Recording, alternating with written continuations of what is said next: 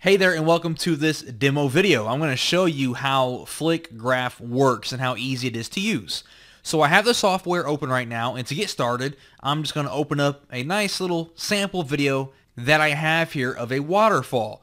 And the entire video, as you can see, we have the waterfall going down, we have the rain, we have the water moving. The entire video there's something happening, okay? What we can do here on this first bar is we can choose the video duration by adjusting these sliders. Now, in my case, the entire video is the same thing. It's the waterfall going down. But in your case, you might be using a video where someone is walking, or the entire video contains different scenes, and you will need to use this slider to go to the scene that you want to use, okay? So in my case, it's all the same. So once I have it selected, I'm going to click on this little lock here. Now, once I click on this lock, the next thing that I need to do is choose a still frame that I want to work with. So again, in my case, everything is pretty much the same, but in your case, you might want to choose a very specific scene in your video. So I'm going to keep mine right here in the middle of my upper brackets, and I'm going to click on the lock again. Once I have that clicked, you're going to notice we have a still frame. I'm going to click on my camera, and that's going to take a screenshot of my video. Now here's where the magic happens, and here's where we can go ahead and create our cinemagraph. When I mouse over my video, you can see I have this big old circle. It's kind of like Photoshop if you're going to erase something or use a brush. I'm going to come to the left, and I'm going to shrink my circle a little bit, adjust my size there, make my circle a little bit smaller. And all I have to do is kind of erase where I want my live video to be.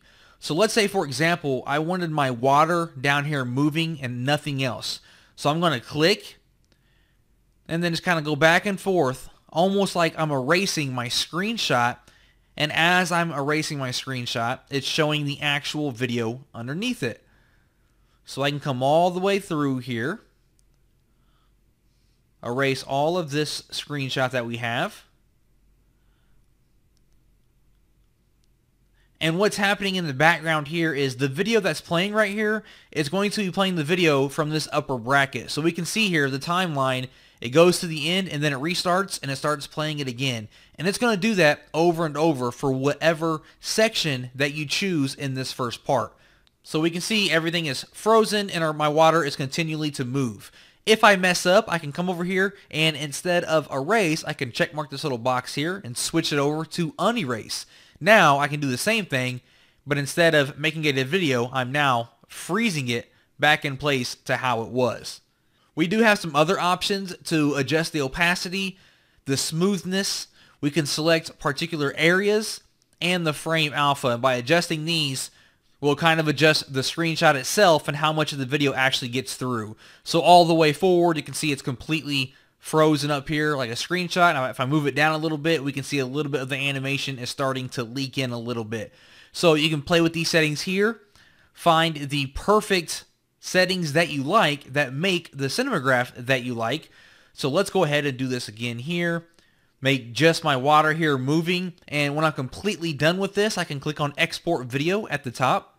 I can export this in MP4 or GIF format. MP4 for video websites that accept videos, or GIF format for like Imgur or websites that only accept images. Either way, it's going to look the exact same way and it's going to repeat over and over again. Down below, we need to select our different size that we want to export in. We have landscape, portrait, or square, or we can use the original size, or we can do custom dimensions. We also have frame rates and loops.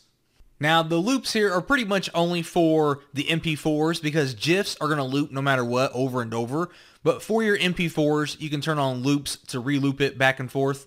Now if you plan on using this on Facebook, you can only loop a video up to 30 seconds on Facebook. So the length of your video plus how many times you're going to loop it, that can only be 30 seconds long if you want it to work on Facebook.